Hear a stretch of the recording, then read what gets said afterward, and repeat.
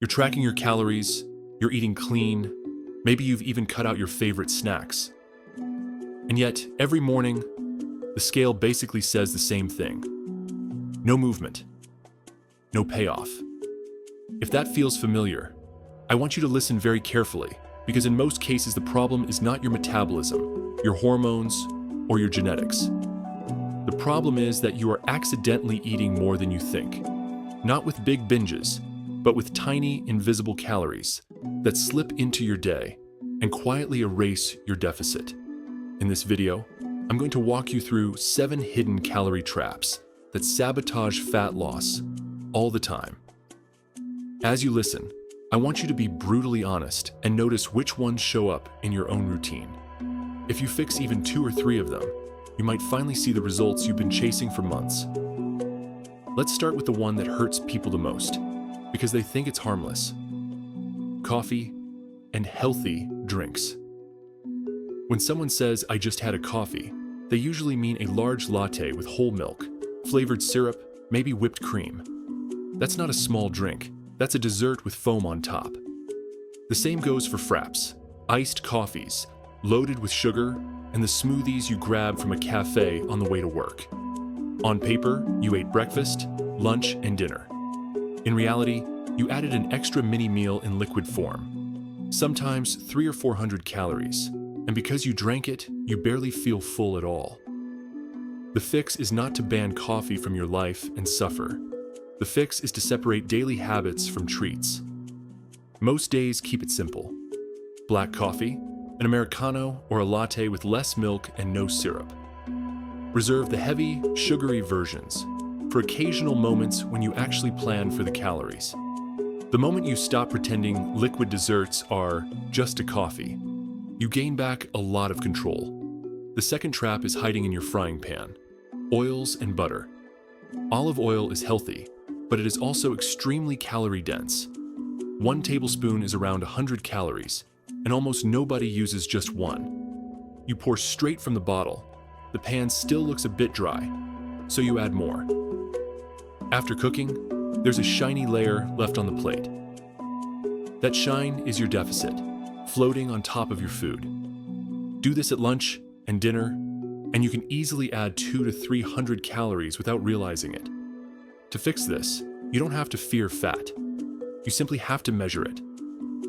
Use a teaspoon or tablespoon instead of pouring freely. Use non-stick pans, so you need less. A small change from 3 big glugs of oil to 1 measured spoon can literally be the difference between no progress and steady fat loss. The third calorie ninja lives on top of your food: sauces and dressings. Ketchup, mayonnaise, creamy salad dressings, barbecue sauce, that delicious white garlic dip for your fries. Each squeeze or spoonful seems tiny, but they add up very quickly. A salad that should be a light, high-volume meal can turn into a calorie bomb when it's drowning in thick dressing. Your grilled chicken and vegetables are not as innocent when they're covered in a creamy sauce. Here, awareness is everything. Start looking at labels. Notice how many calories are in 2 tablespoons of your favorite sauce. Then notice how much you actually use. Try building flavor from spices, vinegar, lemon juice, and herbs. And keep higher calorie sauces for when you really want them. You still get taste, but you stop wasting calories on mindless squirts from a bottle. The fourth trap feels especially unfair because the foods themselves are healthy: nuts, seeds, nut butters, and granola. These are packed with nutrients and can absolutely be part of a good diet, but they are also calorie bombs. A small handful of nuts can be 200 calories.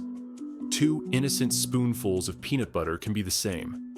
A bowl of crunchy granola that looks normal can contain more energy than a full cooked meal. Instead of cutting these foods out completely, treat them with respect.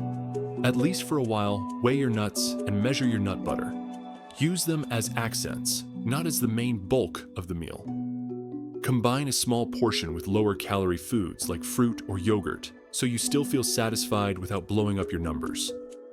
The 5th hidden calorie source is one of the biggest fat loss killers: liquid calories from soda, juice. alcoholic drinks, and sugary teas. Your body does not register these the same way it registers chewing solid food. You can drink hundreds of calories and still feel like you had nothing. One large glass of orange juice might contain the juice of 4 oranges.